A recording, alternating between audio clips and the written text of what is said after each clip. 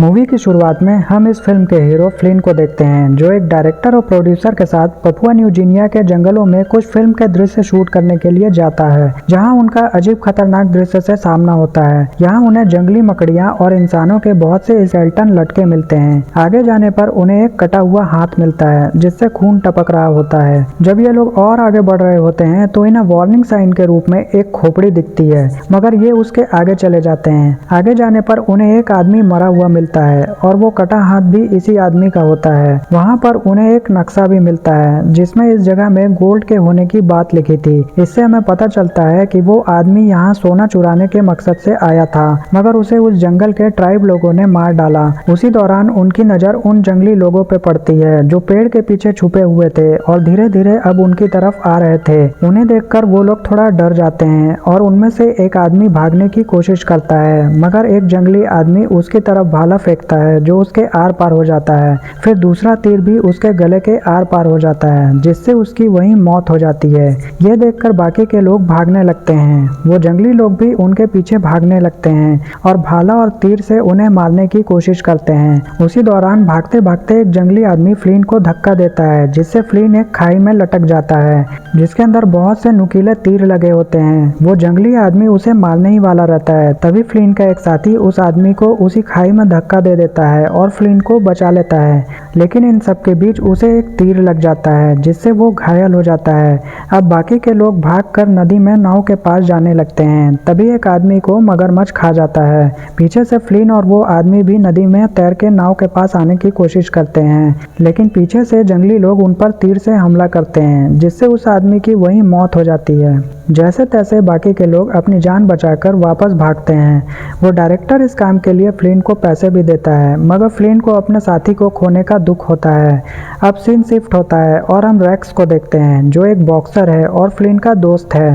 Fight जीतने पे उसे कुछ थोड़े से पैसे मिलते हैं, जो रेक्स जुए में हार जाता है। ज्यादा पैसा हारने की वजह से रेक्स सारे पैसे बाद में देने की बात करता है, मगर वो आदमी नहीं मानता है और उन्हें मारने की कोशिश करता है, जिससे उन लोगों की वहाँ फाइट होती है और रेक्स और फ्लिन पीटर का पैसा लेकर भी वहाँ से भाग जाते हैं। फ्लिन उसे न्यू गिनिया में गोल्ड के खजाने के बारे में बताता है और उसे वहां जाने के लिए बोलता है, मगर वहां जाने के लिए उन्हें बोट की जरूरत थी। इसलिए फ्लिन और रेक्स एक चीनी अफीम तस्कर आकुन के पास जाते हैं और उससे एक सेकंड हैंड बोट मांगते हैं, मगर आकुन उन्हें बोट देने की जगह उन दोनों को पकड़कर अपना गुलाम बनाने की कोशिश करती है। लेकिन फ्लिन होशियारी से उसका एक बोट चुरा लेता है और फ्लिन और रेक्स वहां से भाग जाते हैं। इस सफर में जाने के लिए फ्लिन एक और शख्स एरन को बुलाता है, जो बंदूक चलाने में एक्सपर्ट है। वो लोग मिलकर उस बोट की मरम्मत करते हैं। उस बोट में थोड़े बहुत खाने के सामान होते हैं। वो लोग अपने साथ बियर की बोतल रखते हैं और उस जगह पर जाने से पहले वो लोग सेलिब्रेट करते हैं। जब वो लोग एंजॉय कर रहे होते हैं, उसी दौरान एक शख्स आता है और पीछे से रेक्स के सर पे कांच का बोतल फोड़ देता है। वो फ्लिन को भी मारता है और एरन का बंदूक छीन लेता है और उन तीनों को बांध देता है।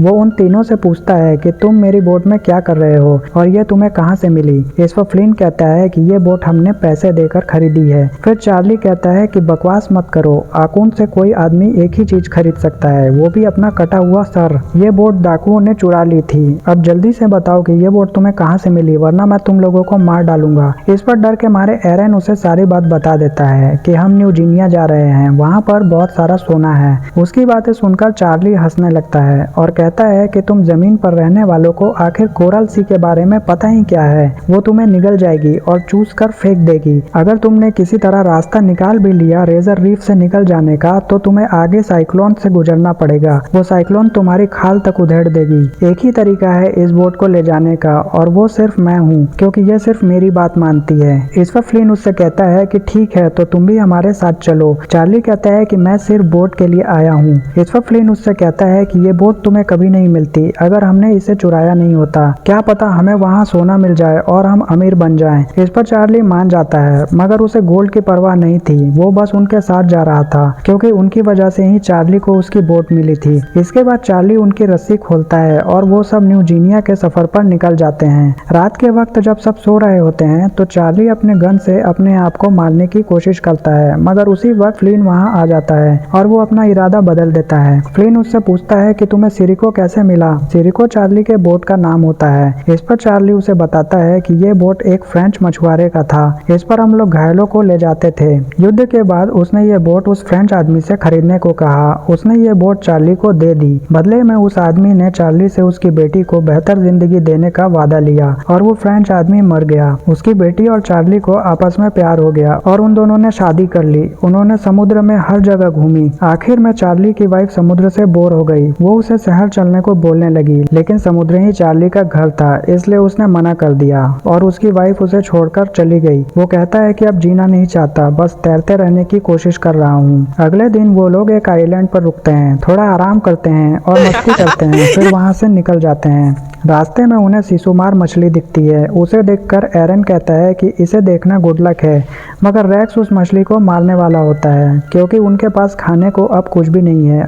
इसी बात को लेकर रैक्स और एरन में बहस हो जाती है। एरन उस पर गन तान देता है कि अगर उसने उस मछली को मारा तो वो उसे शूट कर देगा क्योंकि इसे मारना बैड लक होता है। बहसबाजी में गलती से गोली बोट के इंजन पर चल जाती है और बोट में पानी भरने लगता है। इंजन गर्म होने की वजह से रैक्स का हाथ जल जाता है। चार्ली जैसे तैसे उसकी मरम्मत करता है और पानी को रोकता है। आगे जाने पर वो टाउन्सविल बंदरगाह पर अपनी बोट की मरम्मत कराने के लिए रुकते हैं। उन्हें वहाँ क्रिस ट्रेवर्स और उसका बेटा रूडोल्फ मिलते हैं। क्रिस वहाँ का मेयर, हार्बर मास्टर और लोकल पास्टर भी है। वो एक फाइट क्लब भी चलाता है। वो कहता है कि जब तक आपकी बोट बन रही है तब तक आप लोग आसपास के टाउन में घूम लीजिए। वो लोग एक बार में जाते हैं और बियर पीते हैं। इसी दौरान एक लड़की फ्लिन को देख रही होती है। फ्लिन उस लड़की के पास जाता है और उससे बातें करने लगता है। इस पर उस लड़की का मंगेतर आ जाता है और उन दोनों की फाइट होने लगती है। वो आदमी फ्लिन को बहुत मारता है, लेकिन लास्ट में फ्लिन उसे एक पंच मारता है जिससे वो आदमी वहीं गिर जाता है। उसी दौरान क्रिस और उसका बेटा रूडोल्फ आ जाते हैं, जो ये देखकर काफी इम्प्रेस होते हैं क्योंकि उस आदमी को कोई हरा नहीं सकता था। उसके बाद वो सारे वहाँ से बाहर निकलकर मसाज पार्लर में जाते हैं, मगर चार्ली नहीं जाता। वो बियर पीने चला जाता है। पार्लर में फ्लिन को उसकी पुरानी गर्लफ्रेंड रोज मिलती है। इधर चार्ली जब बोट के पास जाता है तो उसे आकुन और उसके आदमी दिखते हैं जो उन लोगों को ढूंढ रहे होते हैं। चार्ली फ्लिन को आकुन के बारे में बताता है कि आकुन उन्हें ढूंढ रही है। इसके बाद वो लोग वहाँ से निकल जाते हैं। जब वो लोग बोट के पास जाते हैं तो क्रिस उन्हें पकड़ लेता है और फ्लिन को एक बॉक्सर से फाइट करने बोलता है क्योंकि उसने फ्लिन को उस बॉडी बिल्डर पहलवान को मारते देखा था। वो कहता है कि तुम बस 2 राउंड तक टिक जाना और तीसरे में नीचे गिर जाना, जिससे हमें बहुत सारा पैसा मिलेगा,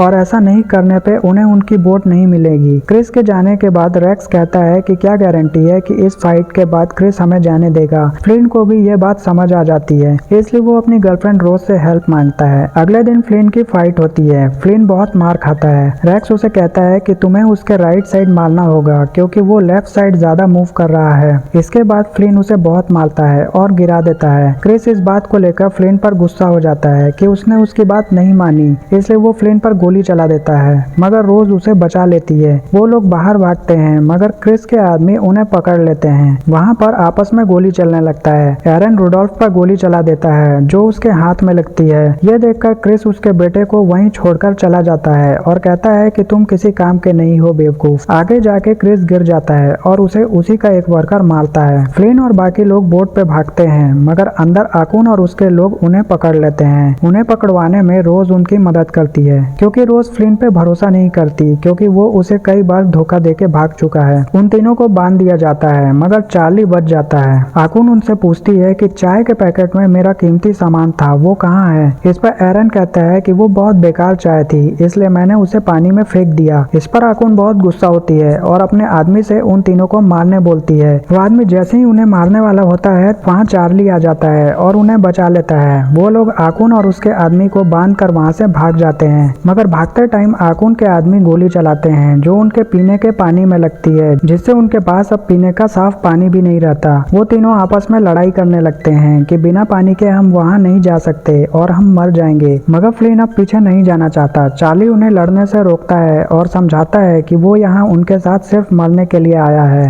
वो कहता है कि इतना जल्दी तो मेरी बीवी ने मेरा साथ नहीं छोड़ा था जितना जल्दी तुम फ्लिन को छोड़कर जा रहे हो। इस पर रैक्स और एरन को उसकी बात समझ आती है और वो उनके साथ जाने को तैयार हो जाते हैं, मगर फ्लिन अब कैप्टन नहीं बनना चाहता, इसलिए वो कैप्टन चार्ली को बना देता है और अब आगे का रास्ता चार्ली ही उन्हें दिखाएगा। मगर रात होते ही उनका जहाज एक चट्टान से टकरा जाता है, जिससे बोट में छेद हो जाती है और उसमें पानी घुसने लगता है और इंजन में आग लग जाती है। चार्ली तीनों को छोटी नाव में जाने बोलता है। सब नाव में बैठ जाते हैं, लेकिन चार्ली अपनी बोट में ही रह जाता है। फ्लिन फ्लिन और बाकी लोग उसे बुलाते रह जाते हैं मगर वो नहीं आता क्योंकि उसकी बोट ही उसकी जिंदगी थी। वो बोट ब्लास्ट हो जाता है और चार्ली भी उस बोट के साथ हमेशा हमेशा के लिए चला जाता है। ब्लास्ट होने से फ्लिन पानी में गिर जाता है। एरन उसे बचा लेता है मगर फ्लिन बेहोश हो जाता है। एरन चार्ली को बचाने जाता है मगर वो भी डूब जाता है। सिर्फ रेक्स और फ्लिन ही जिंदा बचकर किनारे पर आ पाते हैं। जब फ्लिन को होश आता है और इस बात का पता चलता है कि चार्ली और एरन अब नहीं रहे तो वो बहुत दुखी होता है और रोता है।